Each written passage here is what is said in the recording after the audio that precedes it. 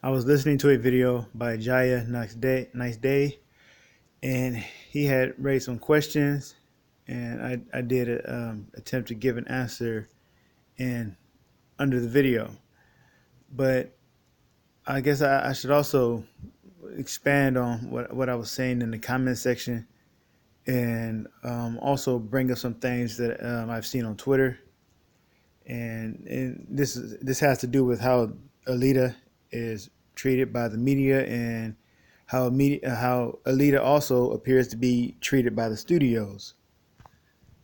Now, first of all, this image that you're looking at is a joke. I made it; it's not real. So I know a few people were a little bit confused by that when I posted it on Twitter. But yeah, it's just a parody. But it's just meant to show how it seems like whatever whatever opportunity people get to throw shade at Alita or to find some fault with the movie, that they take advantage of it. And that is because, in my opinion, that Alita not only is a movie that is more is I guess you could say it's a very traditional movie in ways where the movie isn't out to push postmodernism or any sort of Marxism or any it's very traditional in American values, I guess, and that is is mostly apolitical. You know, it's not advocating for any political ideology in the movie. The movie isn't is not pushing against any traditional ideas of gender roles or gender performance or whatever you want to describe it as. So it's very just traditional movie, but it's not a movie that comes across as even advocating for traditional views. It simply is a movie that is very just traditional, and in those ways, and it's just it's like an old school sort of 80s in a way, um, or 90s movie where it's just fun. It's not out to sell you on anything.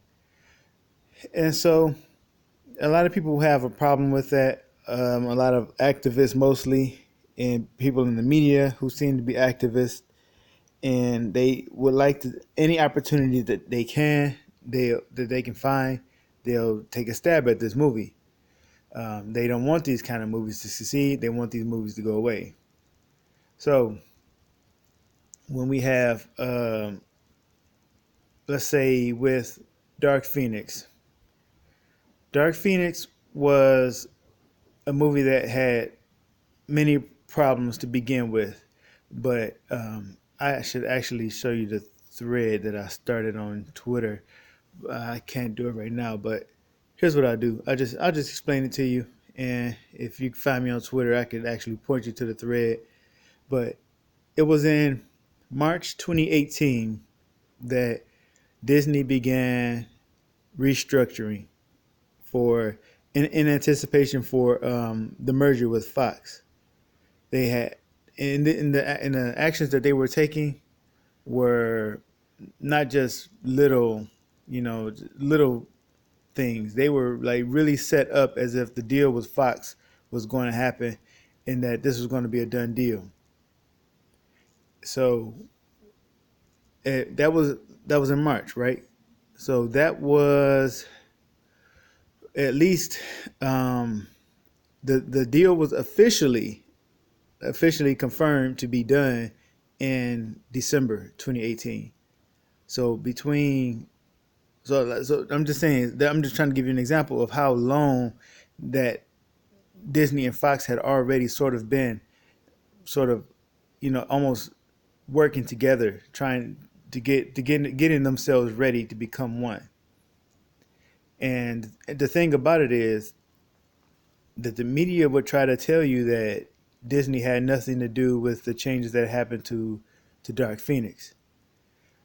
But when you consider that Disney began restructuring and in anticipation of absorbing Fox, and that the very next month at CinemaCon, The Fox had revealed that they were dropping the title of X-Men. They were dropping X-Men from the title of Dark Phoenix, and it was just going to be Dark Phoenix, and that they were also going to be doing reshoots, but those reshoots really couldn't happen until November, I believe it was, because they just couldn't get everybody together on time. And so when you consider just like a month after Disney begins restructuring, now Fox is like, okay, drop the title from Dark Phoenix, drop X Men from Dark Phoenix. It's just gonna be Dark Phoenix now. So in all like 19 years of making X Men movies, suddenly, I mean, this isn't a spinoff. This isn't Deadpool, you know. And even movies like X Men Origins, you had Wolverine, X Men Origins. I think there was only basically two movies that didn't have X Men in it, and that was Logan and Deadpool. So suddenly, after after March, suddenly they had to drop the X Men from the title of Dark Phoenix when they had X Men all along, and then the reshoots had to happen. And now we're hearing that the reshoots had to happen because of similarities to Captain Marvel. And the thing that the media does is when they come out, they'll say, well, it had nothing to do with Disney because the people who work at Fox would have had no idea what was in Captain Marvel. So why would they change based on what they thought about Captain Marvel? And now they're trying to also say that the changes happened because of similarities to Civil War, and that's just completely ridiculous to me because Civil War was a movie that happened a couple years ago. Why would we still be? Why would Why would Dark Phoenix be concerned about being similar to Civil War, a movie that was in theaters already on DVD for a couple years now? It doesn't make any sense. So I call BS on that. They're just doing that because for some reason this movie Captain Marvel cannot be criticized or um, cannot be any sort of negative light shined on this movie at all. But this is what it comes down to. These changes happened because of the similarities to Dark Phoenix, and Disney was involved since March, at least since March 2018. And so the reshoots happened, I believe, in November, and now it's coming out that the movie originally had Skrulls in it in a huge battle in New York City. And the Skrulls, of course, were renamed the Debari. And you see, if you see scenes that were actually taken out, um, I can't remember his name, but someone on Twitter has shared with me images from the test screening of Dark Phoenix, and you actually see Jean Grey in a sort of fiery form. And she has her head tilted back at the beginning of it, and she's slowly tilting her head forward, and she's opening her eyes at the same time, and her eyes are glowing, and her hair is on fire. Now, look at the Captain Marvel trailer. Captain Marvel, at the beginning of this one little shot they show, she has her head pointed down, and she tilts her head up, and her eyes are glowing, and she has all the power around her. That, to me, absolutely reeks of a scene stolen from X-Men Dark Phoenix. They cut that out of Dark Phoenix and they used it in Captain Marvel. Because when you see the scene, you if you see it on Twitter, you'll know exactly what I'm talking about. It was cut out of Dark Phoenix and left in Captain Marvel. And so basically, Dark Phoenix was cannibalized for Captain Marvel. And it makes even more sense that they would push the movie back away from the February date and push it into June so that it would come after Captain Marvel. Because if it had came before Captain Marvel, even in its butchered state, it still, I believe, would have been a bad look for Captain Marvel because it would have still been a better. If you ask me, I haven't seen Captain Marvel yet, but um, from what I've seen in Dark Phoenix and what I like, I feel like this movie probably would have been Jean Grey would have been a superior character to Captain Marvel, and they didn't want that coming before Captain Marvel, so that had to be pushed back behind Captain Marvel, and then they threw Alita under the bus.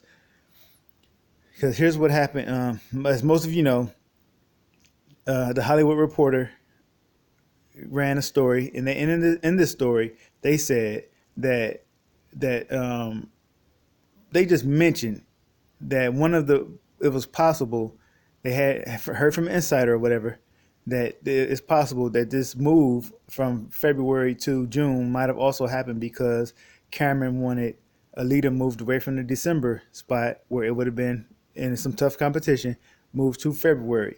Now, while that makes sense, that wasn't the primary reason for all of this, and um, but what happened was all of these other media outlets grabbed onto that just that one part. They just that it's a rumor too because it hasn't been confirmed. It hasn't been officially confirmed by anybody from Fox, but they all just sort of latched onto that because they first of all they couldn't wait to have something to knock Alita with, and number two, they really wanted something to take the focus away from Captain Marvel as well because as it immediately comes out, people start putting two and two together and they start realizing, hey, wait a minute, these reshoots actually have something to do with Captain Marvel, and they really didn't want that story out there. So what they really wanted to do was push the narrative that it was Alita's fault. It was because of Alita. And so I know I'm recapping a lot of stuff that people know already, but some people don't watch all the videos.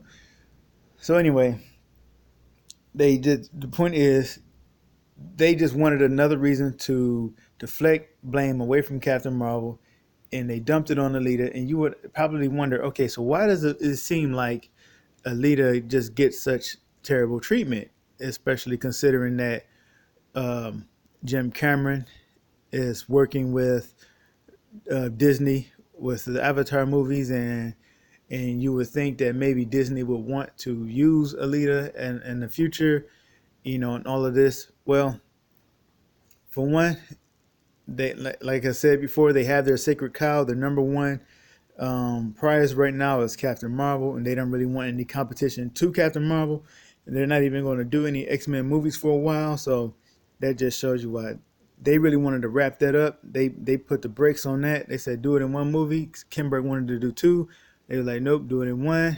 Drop the X-Men from the title and just get it out there, get it over with, so we can move on. And so they don't want anything competing with their number one prize right now, and that's Captain Marvel. But number two is that the situation with Avatar and Alita are completely different. Disney owns the licensing rights for Avatar. Since Fox owned the licensing rights before, and Disney merged or purchased Fox. So now Disney owns those licensing rights. So it is not possible for Jim Cameron to make an Avatar movie without Disney. Disney owns those licensing rights. They may not own the property, but they own those licensing rights.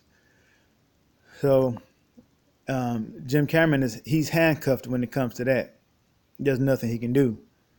So he could be absolutely just biting his lip and biting his tongue this entire time, just trying to get through making his Avatar movies and not saying anything that's on his mind because he has no choice if he wants to get his Avatar movies made because they can only be done through Disney. But when it comes to Alita, he is the sole owner of those rights. Nobody has any power or influence over Alita but him. And the fact that we haven't heard anything about a sequel yet, I think actually bodes well. Now, unfortunately, it may not mean that we'll get a sequel soon, but at least it means that Disney has nothing to do with Alita because um, I strongly suspect that if it wasn't for him being handcuffed with Avatar, that he wouldn't be working with Disney at all right now. And I don't believe that he wants Disney to get their hands on Alita because, well, in my opinion, they only want things that they can use to forward their ideology.